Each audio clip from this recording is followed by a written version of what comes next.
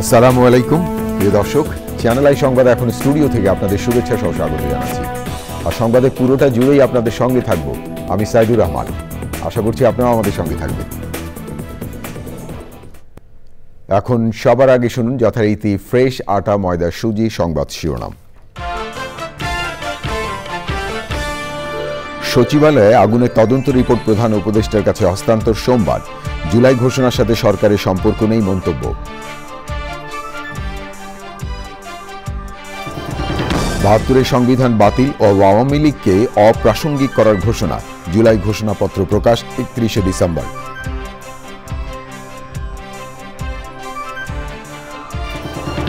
সংস্কারের কারণে নির্বাচন বিলম্বিত না করতে বিএনপির আহ্বান। সংবিধান বাতিল নয়, প্রয়োজনে সংশোধনের সুপারিশ।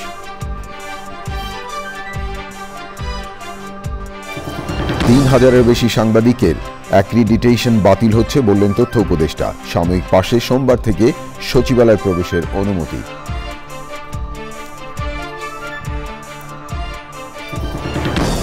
সাউথ কোরিয়ায় বিমান বিধ্বস্ত হয়ে ১৭৯ জনের মৃত্যু ও ২ জন জীবিত উদ্ধার। দেশ জুড়ে ৭ দিনের শোক ঘোষণা।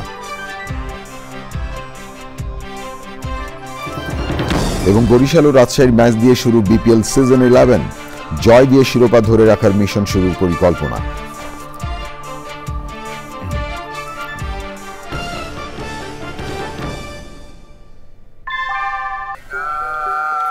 অনেকদিন থেকে আমার ইচ্ছা ছিল যে গিটার শিখবো। আমি যেহেতু স্টুডেন্ট, একবারে এতগুলো টাকাও ম্যানেজ করা সম্ভব হবে না। জানতে পারলাম বাবার মাধ্যমে যে বিকাশে সেভিংস করা যায়। সেভিংসটা ফুল হয়ে গেল। ওই দিন গেছে আমি বুক ফুল হয়ে গেছে গিটার কিনতে। এটা সব থেকে ভালো লাগে যে ক্যাশ আউট করতে গেলে কোনো চার্জ লাগে না। বিকাশ অ্যাপে ডিপিএস টাকা জমায় সারা দেশ। ধন্যবাদ প্রিয় দর্শক আমাদের সাথে যোগ দেওয়ার জন্য। এতক্ষণ সংবাদ শিরোনাম শুনলেন, চলুন যাওয়া যাক পুরো খবরে। আর এখনকার এই সংবাদ আয়োজন একই সঙ্গে চ্যানেল আই ইউটিউব চ্যানেলে এবং channel I OTT platform I স্ক্রিনে লাইভ স্ট্রিম হচ্ছে। প্রধান উপদেষ্টার প্রেস উইং জানিয়েছে, সচিবালয়ে আগুনের ঘটনা তদন্ত রিপোর্ট সোমবার প্রধান উপদেষ্টার কাছে জমা দেবে কমিটি। আগামী ৩১ ডিসেম্বর বৈষম্য বিরোধী ছাত্র আন্দোলনের জুলাই বিপ্লবের ঘোষণাপত্রের সাথে সরকারের কোনো সম্পর্ক নেই বলে জানায় প্রেস উইং। সোমবার থেকে ২০০ সাংবাদিককে সচিবালয়ে প্রবেশে অস্থায়ী কার্ড দেয়া হবে। কার্ড রিভিউর মাধ্যমে নতুন অ্যাক্রিডিটেশন কার্ড ইস্যু করা হবে বলে জানানো হয়। আরও জানাচ্ছেন চকর মালিথা। প্রধান উপদেষ্টার সরকারি বাসভবন রাষ্ট্রীয় অতিথি ভবন যমুনার সামনে উন্মুক্ত সংবাদ সম্মেলন কেন্দ্র স্থাপন করা হয়েছে। রোববার বিকেলে সেখানেই সমসাময়িক বিষয় নিয়ে প্রধান উপদেষ্টার প্রেস উইংয়ের প্রথম সংবাদ সম্মেলন। কোনো অবস্থাতেই এটা বোঝার কোনো অবকাশ নাই যে অ্যাক্রিডিটেশন কার্ড বাতিল করা হয়েছে। আগামীকালকে থেকে অস্থায়ী পাস নিয়ে সাংবাদিকরা সচিবালয়ে প্রবেশ করতে পারবেন এবং প্রাথমিকভাবে প্রায় ২০০ সাংবাদিককে অস্থায়ী পাস দেওয়া হবে। যতক্ষণ পর্যন্ত না নতুন কার্ড ইস্যু করা হচ্ছে ততক্ষণ পর্যন্ত এই কার্ডগুলোর ভ্যালিডিটি থাকবে। এটা রিভিউ করে যারা প্রকৃত সাংবাদিক শুধুমাত্র তাদের কাছে এই কার্ডটা থাকবে। সচিবালয়ে আগুনের তদন্ত রিপোর্টের তথ্য জানানো হয় সংবাদ সম্মেলনে। আগামীকালকে ওনারা প্রাথমিক প্রতিবেদনটি মাননীয় প্রধান উপদেষ্টার কাছে হস্তান্তর করবে। তদন্ত কাজ এই মুহূর্তে খুব সাকসেসফুলি চলমান আছে।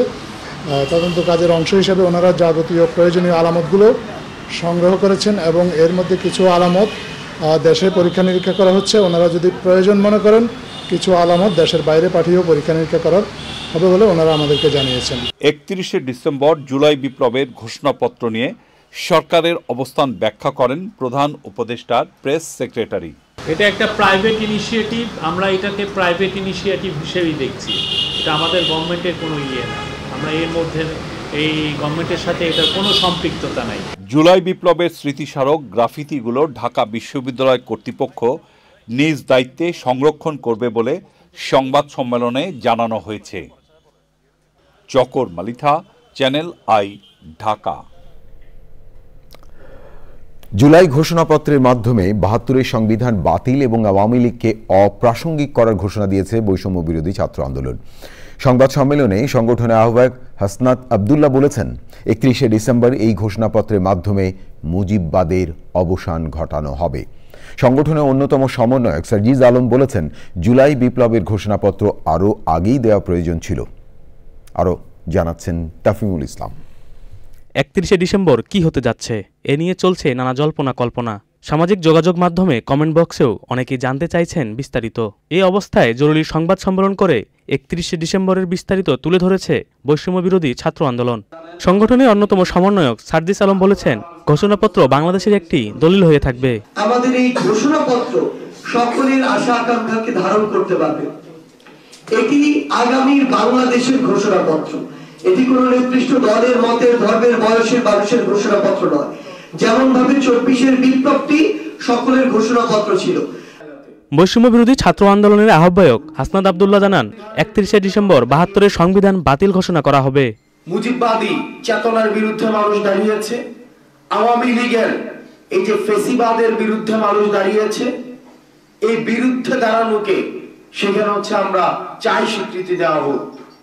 আমরা চাই এই মুজিববাদী সংবিধান কবরস্থ ঘোষণা করা হবে। সেই যেখান থেকে এক দফার ঘোষণা দেওয়া হয়েছে, ঠিক সেই জায়গা থেকে মুজিববাদী ৭২-এর সংবিধানের কবর রচিত হবে। ৩১শে ডিসেম্বর শহীদ মিনারে বৈষম্য বিরোধী আন্দোলনের কর্মসূচি নিয়ে কথা বলেন তথ্য ও সম্প্রচার উপদেষ্টা নাহিদ ইসলাম। একটা ঘোষণাপত্র আসবে যে কোন ঐতিহাসিক প্রেক্ষাপটে দাঁড়িয়ে এই ধরনের একটি অভ্যুত্থান সংগঠিত হলো বা আমাদের সরকার পতনের ঘোষণা দেওয়া লাগলো, এবং এই জুলাই অভ্যুত্থানের ফলে আসলে ছাত্র জনতার সত্যিকার আকাঙ্ক্ষাটা কী ছিল সেটি ব্যক্ত করার জন্য একটি ঘোষণাপত্র জাতির সামনে হাজির করা হবে। ৩১শে ডিসেম্বর কেন্দ্রীয় শহীদ মিনারে জুলাই অভ্যুত্থানের শহীদ পরিবারের সদস্য, বিভিন্ন রাজনৈতিক দল ও গণ অভ্যুত্থানের পক্ষে শ্রেণী পেশার মানুষ সমবেত হবে বলে জানিয়েছে বৈষম্য বিরোধী ছাত্র আন্দোলন। তাফিমুল ইসলাম, চ্যানেল আই, ঢাকা। সংস্কার করতে গিয়ে যাতে নির্বাচন বিলম্বিত না হয় এ বিষয়ে সজাগ থাকতে বলেছেন বিএনপি নেতারা। দলের সিনিয়র যুগ্ম মহাসচিব রুহুল কবির রিজভী বলেছেন, ৫ই আগস্টের আগে ব্যাংক লুট করেছে আওয়ামী লীগ, আর ৫ই আগস্টের পর ইসলামী ব্যাংকগুলো দখল করে নিয়েছে অন্য একটি রাজনৈতিক দল। মির্জা আব্বাস বলেছেন, সংবিধান বাতিলের চেষ্টা দুঃখজনক, সংশোধন করা যেতে পারে বলে মন্তব্য করেন তিনি। প্রিয় দর্শক, দেখুন সহকর্মী মাইনুল হাসানের রিপোর্টটি।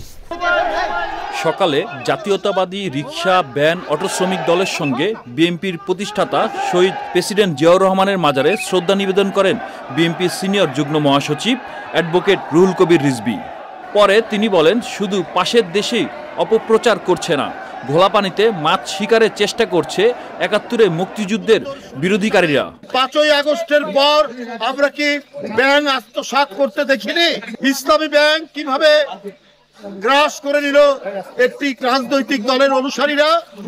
আমি সেই রাজনৈতিক দলটিকে বলতে চাই, খুব নীরবে নেতৃত্বে সবকিছু অপকর্মের সঙ্গে আপনারা জড়িত। আমরা হাসিনার আমলে দেখেছি চাপাতি লীগ, হেলমেট লীগ, বন্দুক লীগ। আবার জনগণ তো এটাও জানে ঘুর পার্টি এবং পায়ের রথ কাটা পার্টি এরা কারা, এদেরকে জনগণ জানে না। রাজধানীতে ঢাকা মহানগর দক্ষিণ বিএনপির নবনির্বাচিত নেতাদের সঙ্গে সাংবাদিকদের মতবিনিময় সভায় ছিলেন মির্জা আব্বাস। সচিবালয়ে আগুনের বিষয় নিয়ে কথা বলেন বিএনপির এই নেতা।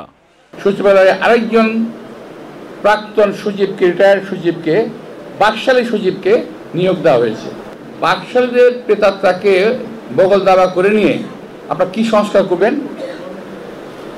জাতির কাছে প্রশ্ন জাগে, আমার কাছেও প্রশ্ন জাগে। আমরা কি আওয়ামী লীগকে আবার ফিরিয়ে আনার রাস্তা করে দিচ্ছি? বিএনপি ক্ষমতা নয়, জনগণের ভোটাধিকার নিশ্চিত করতে চায় উল্লেখ করে দলের নেতারা বলেন, সংস্কার করতে গিয়ে যাতে নির্বাচন বিলম্বিত না হয় সেই বিষয়ে সজাগ থাকতে হবে। Mainul Hasan, channel i, Dhaka. ৩,০০০-এরও বেশি সাংবাদিকদের অ্যাক্রিডিটেশন কার্ড বাতিল করা হচ্ছে বলে জানিয়েছেন তথ্য উপদেষ্টা নাহিদ ইসলাম। রোববার কোনো সাংবাদিককে সচিবালয়ে প্রবেশ করতে দেয়া হয়নি। সাময়িক পাশ দিয়ে সোমবার থেকে সাংবাদিকদের সচিবালয়ে প্রবেশের অনুমতি দেওয়া হবে। যে 5টি মন্ত্রণালয়ের অফিস পুড়ে গেছে তারা বিভিন্ন অধিদপ্তর এবং সংশ্লিষ্ট কার্যালয়ে অফিস করেছেন। বিস্তারিত জানাচ্ছেন রফিকুল বাশার।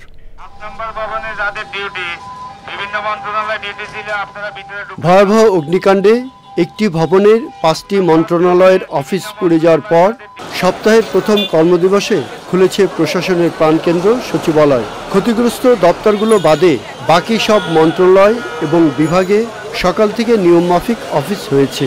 তবে সচিবালয়ে প্রবেশের ক্ষেত্রে ছিল বিধিনিষেধ। উপদেষ্টা, সচিব এবং অগ্নিকাণ্ডের তদন্তে নিয়োজিত কর্মকর্তা ছাড়া অন্য কাউকে গাড়ি নিয়ে প্রবেশ করতে দেওয়া হয়নি। অতিরিক্ত সচিব থেকে নিচের দিকের কর্মকর্তা কর্মচারীরা গাড়ি ছেড়ে পরিচয়পত্র দেখিয়ে হেঁটে প্রবেশ করেছেন। আমার ডিউটি ছিল 7 নম্বর ভবনের সাথে। আমরা হলাম তালা চাবির দায়িত্বে, তো এখন এই ভবনে লোক ঢুকতে দিতে না, মানে এই জন্য বাহির দাঁড়াই রয়েছে। ভবনে যারা আছে লক কেসি গেট আর কি লক করে দিছে, তো তার জন্য অনুমতি ছাড়া আমাদের প্রবেশ নিষেধ। নিষেধাজ্ঞা থাকায় সাংবাদিকরা সচিবালয়ে যেতে পারেননি। সাময়িক পাশ দিয়ে কিছু সাংবাদিককে সোমবার থেকে সচিবালয়ে প্রবেশের অনুমতি দেওয়া হবে বলে জানিয়েছেন তথ্য উপদেষ্টা। যাতে কোনো ভুল ধারণা তৈরি না হয়, অ্যাক্রিডিটেশন কার্ড বা সচিবালয়ে প্রবেশ নিয়ে দর্শনার্থী বা আগের যারা স্থায়ী পাস ছিল তারা সচিবালয়ে ভিড় করে নানা ধরনের সমস্যা এই গত 4 মাসে কিন্তু তৈরি করেছে, যেটা আমরা এই আগের সকল পাসই আসলে বাতিল হবে। আমরা নতুন করে এই পাসগুলো সরবরাহ করবো এবং সেক্ষেত্রে নীতিমালাতেও আমরা কিছু পরিবর্তন আনব। সচিবালয়ে অগ্নিকাণ্ড নিয়েও কথা বলেন তথ্য উপদেষ্টা। ঘটনাটি আমাদের সবার ভিতরে একটা উদ্বেগ তৈরি করেছে। সচিবালয়ে এইভাবে আগুন লাগাটা, এইটা একটা আমরা ভাবছি পরিকল্পনা হতে পারে, স্যাবোটেজও হতে পারে। যদি সেরকমটা না হয় তাহলে এই ধরনের দুর্ঘটনা সচিবালয়ের মতো ঘটে, সেটাও আমাদের ভাববার বিষয়। সেটার জন্য দীর্ঘমেয়াদী সংস্কার প্রয়োজন। যাচাই বাছাই শেষে সাংবাদিকদের অ্যাক্রিডিটেশন কার্ড দেওয়া হবে বলে জানান তথ্য উপদেষ্টা। Rafiqul Bashar, channel i, Dhaka. প্রিয় দর্শক, এবারে দৃষ্টি দেব আন্তর্জাতিক অঙ্গনে। সাউথ কোরিয়ার দক্ষিণ পূর্বাঞ্চলে মুয়ান আন্তর্জাতিক বিমানবন্দরে যাত্রীবাহী বিমান বিধ্বস্ত হয়ে 179 জনের মৃত্যু হয়েছে। 2 জনকে জীবিত উদ্ধার করে হাসপাতালে ভর্তি করা হয়েছে। 181 জন আরোহী নিয়ে ফ্লাইটটি বিমানবন্দরে অবতরণের সময় দুর্ঘটনা ঘটে। বিমান দুর্ঘটনায় বিপুল সংখ্যক মানুষের প্রাণহানিতে দেশটিতে 7 দিনের শোক ঘোষণা করা হয়েছে। দেখুন তাফিমুল ইসলামের রিপোর্টটি। রোববার সকালে জেজু এয়ারের ফ্লাইটটি থাইল্যান্ডের রাজধানী ব্যাংকক থেকে সাউথ কোরিয়ায় ফিরছিল। বিমানটিতে 175 জন যাত্রী ও 6 জন ক্রু ছিলেন। দেশটির দমকল সংস্থা জানিয়েছে, বিমানটি অবতরণের সময় রানওয়ে থেকে ছিটকে পড়ে একটি প্রাচীরে ধাক্কা খায়। সে সময় বিস্ফোরণ ঘটে বিমানটিতে আগুন ধরে যায়।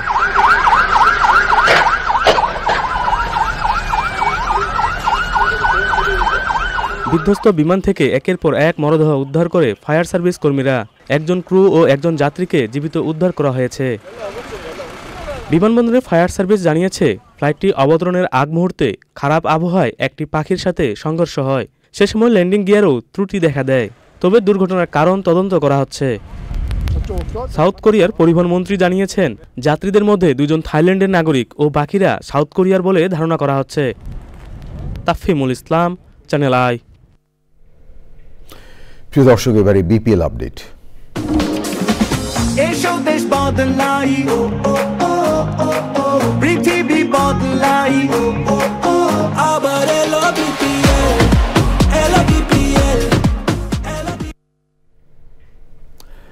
নতুন আঙ্গিকে ফরচুন বরিশাল এবং দুর্বার রাজশাহীর ম্যাচ দিয়ে সোমবার বিপিএল সিজন 11-এর পর্দা উঠছে।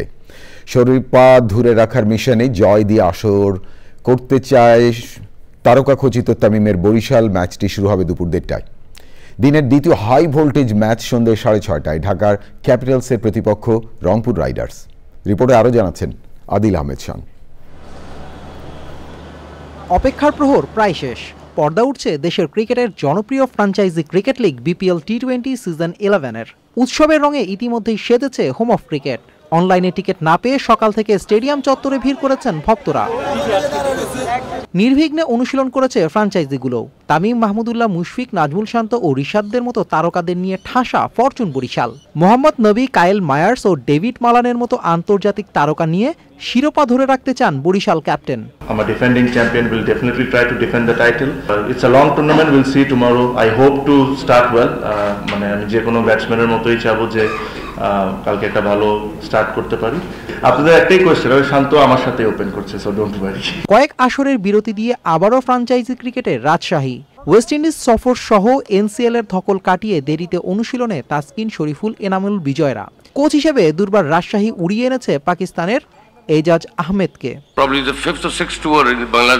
কোচ হিসেবে দুর্বার রাজশাহী আমাকে এনে সম্মানিত করেছে। আস্থার প্রতিদান দিতে চাই। খেলোয়াড় হিসেবে বাংলাদেশে আমার সুখস্মৃতি আছে, তরুণ এবং উদ্যমী ক্রিকেটার আছে দলে। আশা করি দুর্দান্ত কাটবে আসরটা। নামে ভারী হলেও মিডল অর্ডার নিয়ে এখনও ধুঁকছে অফ ফর্মে থাকা লিটন মুস্তাফিজের ঢাকা ক্যাপিটালস। দেশীয় ক্রিকেটারদের চাপমুক্ত রাখতেই অধিনায়কের দায়িত্ব দেওয়া হয়েছে লঙ্কান অলরাউন্ডার থিসারা পেরেরাকে। আর ম্যাচের আগের দিন নিজেদের মাঠ ছেড়ে মিরপুরের হোম অফ ক্রিকেটে অনুশীলন করেছে নুরুল সোহানের রংপুর রাইডার্স। আসছে বছরে বাংলাদেশের ক্রিকেট ভক্তদের জন্য নতুন উন্মাদনা হতে যাচ্ছে আমাদের এই বিপিএল টি20 ক্রিকেট। তবে সিজন 11কে কেন্দ্র করে যে নতুন ক্রিকেটাররাও এসছেন তারাও কিন্তু কম নয়। ঘরোয়া ক্রিকেটে কিন্তু তারাও দুর্দান্ত পারফর্ম করছেন। বলা যায় এই বিপিএল দিয়েই আরও কিছু নতুন তারকা ক্রিকেটার পেতে পারে বাংলাদেশ এবং টিম টাইগার্স। সেদিকেই অপেক্ষায় রইল বাংলাদেশের ক্রিকেট ভক্তরা। মিরপুরের হোম অফ ক্রিকেট থেকে আদিল আহমেদ শান, চ্যানেল আই, ঢাকা। আমার হাতে আরো খবর আছে প্রিয় দর্শক, দেখতে থাকুন চ্যানেল আই সংবাদ। এবারে বিরতি, আর বিরতির পর যা দেখতে পাবেন। পাকিস্তানের বিমান হামলার জবাবে আফগানিস্তানে পাল্টা আক্রমণ। দুপক্ষের বেশ কয়েকজন হতাহত হলেও দায় স্বীকার করেনি কেউই।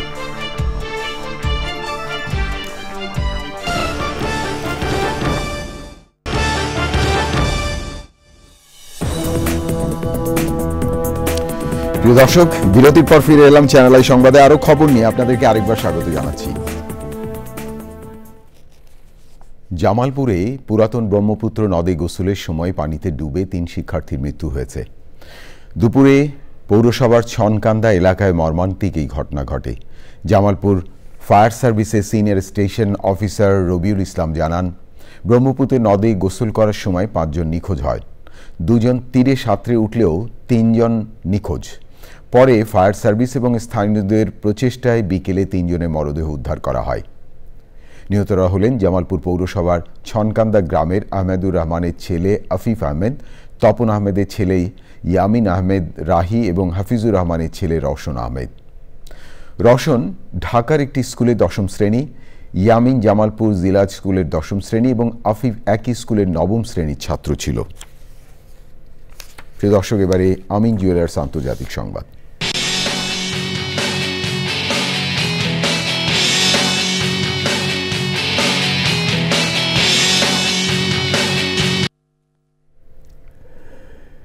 পাকিস্তানের বিমান হামলার কয়েকদিন পর পাল্টা হামলা চালিয়েছে আফগানিস্তানের ক্ষমতাসীন তালেবান বাহিনী। হামলায় পাকিস্তানের অন্তত 19 সেনা এবং 3 আফগান বেসামরিক নাগরিক নিহত হয়েছে। তবে হামলায় তাৎক্ষণিকভাবে উভয় পক্ষের হতাহত কিংবা ক্ষয়ক্ষতির বিষয়ে বিস্তারিত তথ্য পাওয়া যায়নি। আফগানিস্তানের প্রতিরক্ষা মন্ত্রণালয় জানিয়েছে, প্রতিবেশী দেশের বেশ কয়েকটি পয়েন্টকে লক্ষ্যবস্তু করে হামলা হয়েছে। তবে মন্ত্রণালয়টি নির্দিষ্টভাবে পাকিস্তানের নাম উল্লেখ না করে অনুমানমূলক লাইনের অপর পাশে আঘাত করেছে বলে দাবি করেছে। অনুমানমূলক লাইন বলতে আফগানিস্তান কর্তৃপক্ষ পাকিস্তানের সাথে থাকা সীমান্ত বুঝিয়ে থাকে। এর আগে 25শে ডিসেম্বর আফগানিস্তানের পাকতিকা প্রদেশের একাধিক এলাকায় পাকিস্তানের ধারাবাহিক বিমান হামলায় নারী ও শিশু সহ অন্তত 51 জন নিহত হন। প্রিয় দর্শক, এবারে কৃষি সংবাদ।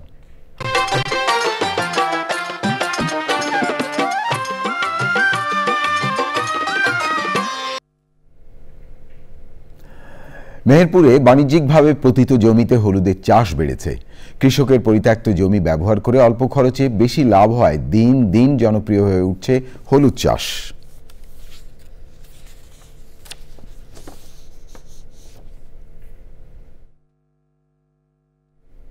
এখন দেখবেন প্রকৃতি সংবাদ।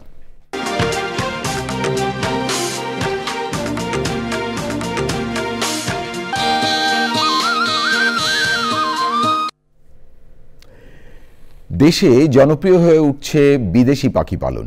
এ পেশায় এগিয়ে আসছেন টাঙ্গাইলের তরুণ উদ্যোক্তারা। উৎপাদন করছেন লাখ টাকা দামের পাখি। এতে একাধিক যেমন আমদানি নির্ভরতা কমবে, অন্যদিকে বাড়ছে কর্মসংস্থানও। পাখি উৎপাদনে এই নতুন খাত অর্থনীতিতে বড় অবদান রাখবে বলছেন সংশ্লিষ্টরা।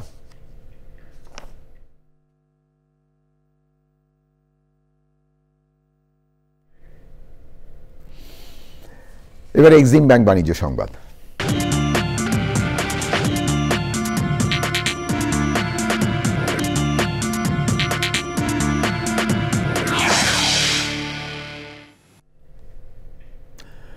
অটোমোবাইল শিল্পে টিকে থাকার লক্ষ্যে একীভূত হতে যাচ্ছে জাপানের দুই ঐতিহ্যবাহী গাড়ি নির্মাতা প্রতিষ্ঠান হোন্ডা ও নিশান। গত মার্চে বৈদ্যুতিক গাড়ি তৈরির বিষয়ে কৌশলগত অংশীদারিত্বের সুযোগগুলো খুঁজে দেখার একমত হন তারা। হোন্ডা বর্তমানে জাপানের দ্বিতীয় এবং নিশান তৃতীয় বৃহত্তম গাড়ি নির্মাতা প্রতিষ্ঠান। রয়টার্স জানায় 2025 সালের জুনের মধ্যে আলোচনা চূড়ান্ত করতে চায় হোন্ডা ও নিশান। হোন্ডা নিশান একীভূত হলে টয়োটা ও ভক্সওয়াগনের পর এটি বিশ্বের তৃতীয় বৃহত্তম গাড়ি নির্মাতা প্রতিষ্ঠানে পরিণত হবে।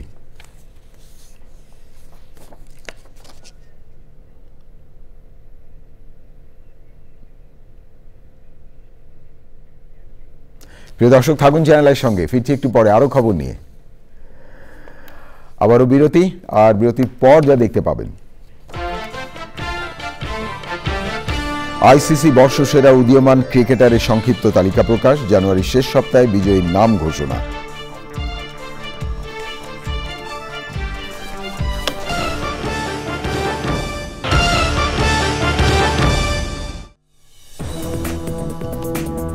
বিরতির পর ফিরে এলাম। ধন্যবাদ প্রিয় দর্শক, আবারও চ্যানেল আই সংবাদে যোগ দেওয়ার জন্য। শেরপুর ময়মনসিংহ মহাসড়কের শেরপুর জেলা সদরে ভাতশালা ইউনিয়নের সাপমারি এলাকায় বাস চাপায় সিএনজি চালিত অটোরিকশার 5 আরোহী নিহত হয়েছেন। গুরুতর আহত অবস্থায় এক নারী যাত্রীকে ময়মনসিংহ মেডিকেল কলেজ হাসপাতালে চিকিৎসাধীন অবস্থায় রাখা হয়েছে। শেরপুর সদর থানার ওসি জুবাইদুল আলম জানান, অটোরিকশাটি একটি কুকুরকে পাশ কাটাতে গিয়ে ঢাকাগামী বাসের সাথে মুখোমুখি সংঘর্ষ হয়। এতে ঘটনাস্থলে সিএনজি চালক ও 2 নারী যাত্রী সহ 5 জন নিহত হন। এবার এই খেলার খবর।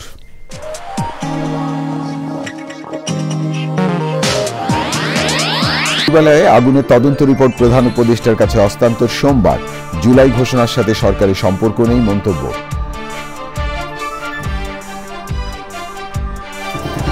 বাহাত্তরের সংবিধান বাতিল ও আওয়ামী লীগকে অপ্রাসঙ্গিক করার ঘোষণা। জুলাই ঘোষণাপত্র প্রকাশ 31 ডিসেম্বর।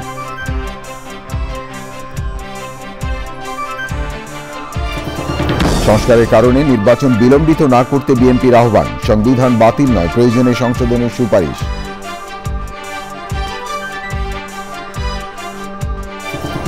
তিন হাজারেরও বেশি সাংবাদিকের অ্যাক্রিডিটেশন বাতিল হচ্ছে বললেন তথ্য উপদেষ্টা। সাময়িক পাশে সোমবার থেকে সচিবালয়ে প্রবেশের অনুমতি।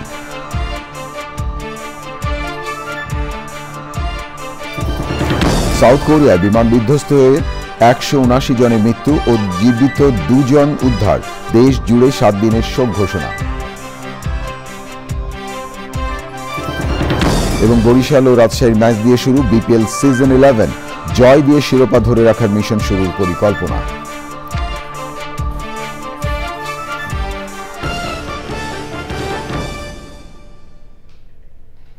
প্রিয় দর্শক, এতক্ষণ চ্যানেল আই সংবাদ দেখার জন্য অসংখ্য ধন্যবাদ। ভালো থাকবেন আর ভালো রাখবেন সবাইকে।